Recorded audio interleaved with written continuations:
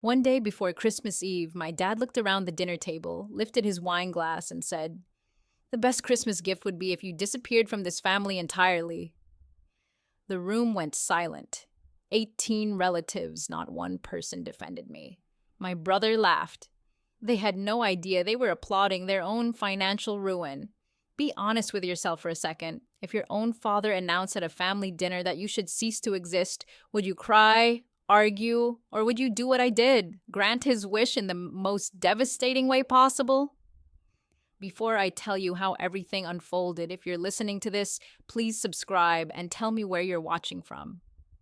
Stories like this help people who've been treated like they don't matter, and I want them to know they're not alone. December 23rd, 6 p.m. 18 members of the Ifield family gathered in the Seattle mansion they thought my father's medical legacy had paid for. In reality, I'd been quietly funding most of it. My father, the great Dr. Robert Ifield, head of surgery at Seattle Grace Hospital, stood up with his wine glass and made his little speech about how life would be better if I simply vanished. I'm Willow, 32 years old, and while they mocked my useless tech career, I'd been paying $4,800 every month for 8 years. Utilities, property taxes, HOA fees, and covering my dad's missed mortgage payments when he strategically delayed them. $500,000 in total. I'd co-signed the mortgage when his malpractice settlement tanked his credit score, using my 790 FICO score to get him a 3.9% rate he could never have qualified for a loan. I kept every payment documented in a spreadsheet called Family Support: dates, amounts, confirmation numbers. 8 years of financial devotion reduced to rows and columns. And yet, at every family gathering, I was the disappointment. The one who played with computers while the real Ifield saved lives. The Ifield name carries weight in Seattle medical circles. My grandfather pioneered cardiac techniques still taught today. My father heads the surgical department. My brother Michael just became an attending neurosurgeon. Every Sunday dinner in the Queen Anne mansion turned into a stage where my father praised Michael's surgeries, research, and bright future while I sat there in silence. "Willow plays with computers," Dad would say, dismissively flicking his hand. Not exactly saving lives. The irony burned because my work was in healthcare AI. I build systems that help doctors catch diseases earlier and more accurately. But in my family's eyes, if it didn't involve a stethoscope or a scalpel, it wasn't real. At Thanksgiving, my father toasted Michael. "My son's promotion means he'll finally out-earn Willow," he announced proudly. "Proof that medicine pays better than typing code." Michael smirked and said, "At least my work requires actual skill, not just Googling solutions." My mother laughed and added, "Not everyone can handle the pressure of real responsibility." Under the table, my phone vibrated with a notification. Another $4,800 payment sent to cover the house bills. Their champagne glasses glittered under a chandelier I was paying to keep lit. The only place I ever felt seen was in my spreadsheet. Total utilities and property costs, $460,800. Emergency mortgage coverage, $39,600. Combined, $500,400. $500,000 they treated like pocket change. That spreadsheet became my private comfort. While my father bragged and my brother basked in praise, I would mentally scroll through bank transfers and receipts like a secret record of love no one wanted to acknowledge. What they didn't know was that my typing had attracted attention from the highest levels of the medical world. On December 15th, the family Christmas card arrived at my apartment. A gold-embossed photo of my parents, my brother in scrubs, all posing on the mansion staircase. The Ifield medical dynasty. I wasn't in it. "We took it while you were on a work trip," Mom said casually when I called. "Besides, your father thought it looked more balanced without you, aesthetically speaking." Balanced, as if erasing me improved the composition. I hung up and stared at the card propped against my laptop screen, the same laptop that had just received an email that changed everything. The sender was James Morrison, CEO of Technova Corporation, a tech giant with an $8.2 billion market cap and a medical division that had just revolutionized diagnostic AI. Subject line: confidential executive position discussion. In the body, he wrote that their internal reviews and the Geneva Medical Innovation Summit's decision had confirmed what they suspected. I was the visionary they needed to lead Technova's medical division as Chief Technology Officer. They wanted to finalize the offer before a public announcement at the Seattle Grace Christmas Gala the next night. Then I saw the key line. Your AI platform selection for the Geneva Gold Medal has confirmed what we suspected. The Geneva Gold Medal, the prize my father had chased for 30 years, the award 3 generations of eye-field doctors had tried and failed to win, and I had just won it, with a computer playing they mocked. A follow-up email from James came hours later with the full offer. Chief Technology Officer, Technova Medical Division, base salary $450,000, 2% equity vested over 4 years, currently worth $164 million. Start date January 2nd, 2025. Deadline to accept December 26th. They plan to announce my appointment at the Seattle Grace Christmas Gala on December 24th, where Technova would also pledge $50 million to fund a new hospital wing built around my AI platform. The same gala where my father would be a VIP, giving a keynote about 3 generations of medical excellence. At almost the same moment, my phone buzzed with a text from him. Don't forget dinner on the 23rd, 6 p.m. sharp. Extended family will be here. Try to dress appropriately and have something interesting to contribute for once. Something interesting to contribute. I looked from his text to the email about becoming CTO to the Christmas card that deliberately erased me, and I realized I had a choice. Accept the role and be fully myself, or shrink again to preserve a peace that never actually existed for me. I researched Technova for hours that night. Article after article talked about how their AI was transforming healthcare. Technova AI reduces diagnostic errors by 67%. Revolutionary platform catches early-stage cancers doctors missed. The future of medicine isn't human. My platform, the one I built and trained, had already saved 12,000 lives in a 6-month pilot. Rural hospitals, underfunded clinics, overwhelmed emergency rooms, all quietly benefiting from the work my father called busy computer nonsense. I found the embargoed press release from the Geneva Summit. The 2024 Geneva Gold Medal for Medical Innovation goes to Willow Ifield, first non-physician winner in 40 years. My father had submitted papers 8 times and been rejected every time. I'd never submitted anything. The selection committee had found my work through a partner hospital and nominated me. Accepting the CTO role would mean standing on stage in front of my family's entire world and saying with my presence, I chose innovation over tradition, and it is saving more lives than you ever imagined. At the same time, my banking app flashed a familiar notification. Scheduled payment of $4,800 to Ifield Properties LLC. Tomorrow's house bills. Money flowing like clockwork while they planned Christmas without me, posing for photos in a house I was keeping afloat. I pulled up the co-signer agreement for the mortgage. With one phone call, I could remove myself and force the bank to recalculate the rate based on my father's credit alone. His payment would jump from $3,600 to $5,200. Add $4,800 of utilities I'd been covering, and his monthly housing costs would hit $10,000. The power to devastate them financially sat in the same hands they called useless. But I wasn't going to act out of blind revenge. I decided to wait until after the gala, after the truth came out. That would be my line. Once the truth was public, I would stop carrying a burden they refused to even acknowledge. December the 23rd, I arrived at the mansion right on time, holding a $300 bottle of wine I knew they'd criticize anyway. Warm light glowed through the windows onto a lawn I paid to maintain, lined with 18 cars belonging to people who thought I was beneath them. As soon as I walked in, the interrogation started.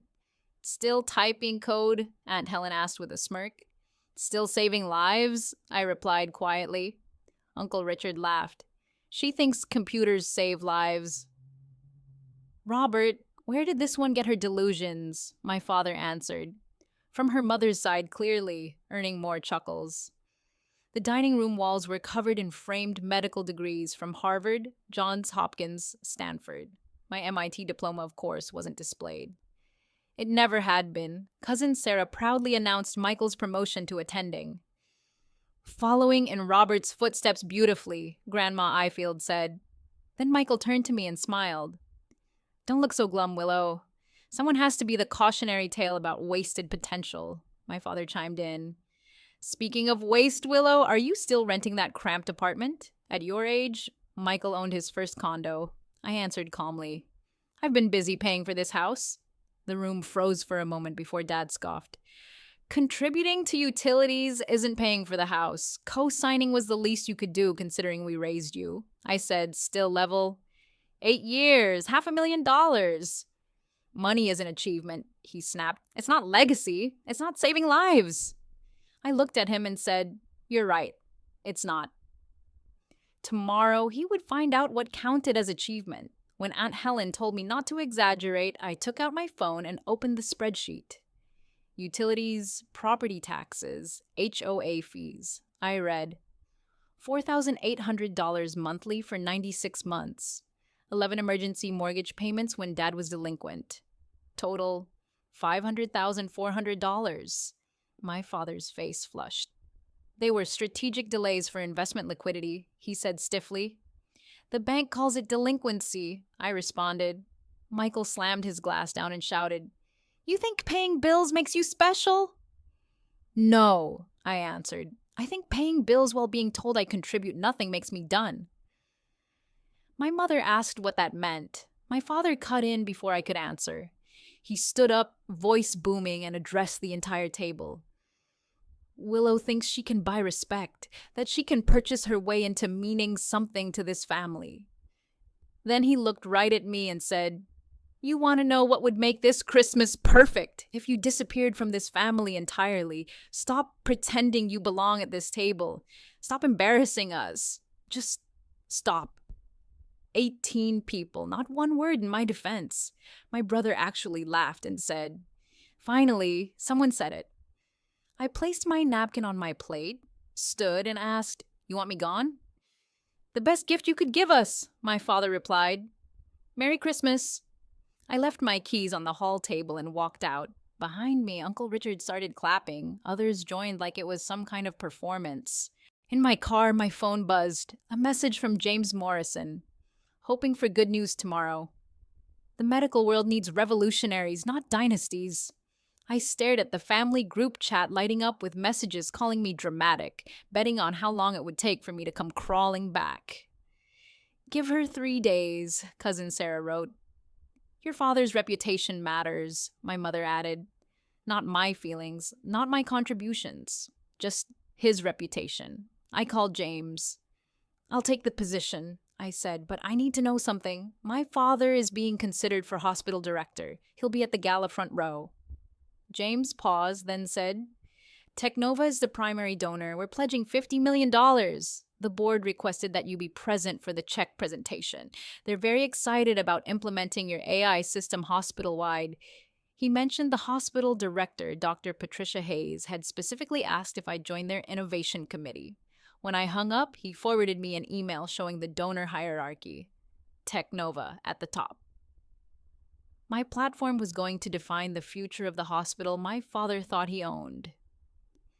The next morning, December 24th, my phone rang. It was Dr. Hayes herself. Willow, I hope I'm not calling too early, she said. James told me the news. Congratulations on becoming CTO. She then told me something that nearly made me drop my phone. She had been on the Geneva selection committee. She'd read every one of my father's submissions. Competent, but derivative, she said. Yours was revolutionary, and the 12,000 lives Technova quoted is actually conservative. It's closer to 15,000. 15,000 lives in 6 months. My father bragged about 4,000 successful surgeries in 30 years. My platform was quietly surpassing that every few weeks. She also told me she'd seen my father's application for hospital director. He had listed himself as the primary facilitator of Technova's partnership, and implied that his family connections to technology had secured the funding. He meant me. The daughter he told to disappear, the daughter he mocked publicly, the daughter he never invited onto the stage. That night, the Fairmont Olympic Hotel ballroom was filled with 500 of Seattle's medical elite. Crystal chandeliers, soft music, white-gloved servers, and my family scattered at their own VIP tables. I checked in and was directed to Table 1, the Technova sponsor table right at the front, directly facing the stage. My father stood at Table 3 with other senior surgeons, drinking and laughing like nothing was about to change. My mother adjusted her pearls. Michael posed in his tailored suit. None of them had noticed me yet. James greeted me warmly. "Nervous?" he asked. "No," I said, realizing it was true. "I'm ready." The evening began with the usual charity gala speeches. Dr. Hayes welcomed everyone, thanked donors, and then introduced the keynote, 3 Generations of Medical Excellence by Dr. Robert Ifield. My father walked to the podium like he owned the room, basking in applause. His speech was the same one I'd been hearing my whole life, the story of the Ifield legacy, the sacred calling of medicine, the heroism of surgery. He praised his father, praised himself, and praised Michael as the youngest attending physician in Seattle Grace history. He spoke of generations of wisdom and human intuition that no machine could ever replace. Then someone from Table 7 asked, "What about your daughter?" My father's jaw tightened. "My daughter chose a different path," he said. When the man tried to clarify, my father cut him off. "She works in technology. Some people prefer keyboards to scalpels. Less pressure, less responsibility, less impact." Michael laughed loudly and added, "This coding thing is her way of trying to feel important." My mother smiled weakly and said, "We've tried to be patient with her need for attention." My father concluded, "We shouldn't waste time discussing those who couldn't cut it in medicine. Tonight is about those who could." That's when James stood up. His voice cut through the room. "I'd like to address that statement." Every head turned toward Table 1. "Dr. Ifield speaks about people who couldn't cut it in medicine," he said as he walked toward the stage. "I'm curious if he knows that his daughter just won the Geneva Gold Medal for medical innovation." The room gasped. My father stammered, "That's impossible." Dr. Hayes rose, walked to the stage, and confirmed it. The screens around the ballroom lit up with the official Geneva announcement, my name in bold under the gold medal. Then James continued, explaining that Technova's AI platform, my platform, had already saved over 15,000 documented lives, reduced diagnostic errors across multiple hospitals, and was now being rolled out to Seattle Grace. "This platform," he said, "is the reason we're pledging $50 million tonight, and it was built by someone your keynote just dismissed as doing basic programming. Please welcome our new Chief Technology Officer, the mind behind this revolution, and yes, Dr. Robert Ifield's daughter, Willow Ifield." The spotlight swung from my father to me. The entire room turned. I stood, feeling years of invisibility fall away with each step toward the stage. My father looked shaken, almost unsteady at the podium. I took the microphone from James. "Good evening," I said. "Yes, I'm Dr. Ifield's daughter, the one who chose keyboards over scalpels, the one who supposedly couldn't handle real medicine. 12 hours ago, my father told me the best Christmas gift would be if I disappeared from the family." 18 relatives applauded. Gasps drifted through the room. Dr. Hayes filmed on her phone. "So I'm honoring that wish," I continued. "I'm disappearing from the Ifield legacy of traditional medicine and appearing as the CTO of the company that will define its future." I clicked the remote James handed me. The screens showed the hard numbers. Diagnostic improvements in radiology, oncology, emergency medicine, charts, survival rates, comparative mortality rates. This platform started as what my family called a hobby project I worked on between paying their bills, I said. A screenshot of my family support spreadsheet flashed up with the total $500,400 highlighted. While I was covering the mortgage for a house I wasn't even invited into for Christmas photos, I was also building something that saved lives they couldn't reach.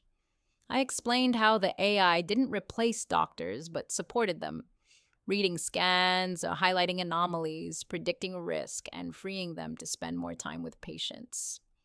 Then Dr. Hayes stepped up beside me and took a second microphone. She exposed the truth my father tried to hide, how he'd claimed credit for the Technova partnership on his director application, how Geneva had rejected his submissions but called my work the most significant medical advance since antibiotics. How every department using my system saw dramatic improvements while the ones resisting it, including his, fell behind. Michael tried to shout from the floor that I wasn't a real doctor. Dr. Hayes cut him off cold. Your sister's work has saved more lives this month than you will in your entire career. Sit down. The board members looked furious. Donors whispered. The image of my father, proud head of a medical dynasty, was disintegrating in real time. When the formal part ended, reporters swarmed. How does it feel to outperform your father? Were you motivated by family rejection? Will you remain in contact with him? While I answered professionally, my father tried to push through the crowd to reach me. James stepped in and said, You can schedule time through her assistant after the holidays. My father protested, shouting, She's my daughter! I looked at him and said quietly, You told me the best gift would be if I disappeared. I'm just honoring your request. Then I showed him an email on my phone confirming I'd removed myself as co-signer. His rate would jump, his payments would increase, and I'd canceled every automatic transfer I'd used to prop up his life. This isn't blackmail, I told him in front of the cameras. This is financial independence. Family doesn't get to insult you, erase you, and still demand your money. The fallout was brutal and fair. The Seattle Times ran a front-page feature titled, Tech Daughter Saves Medical Dynasty, then Walks Away. They published the financial records I'd shared, quoting my father's insults alongside the facts of my support. Within days, his application for hospital director was denied.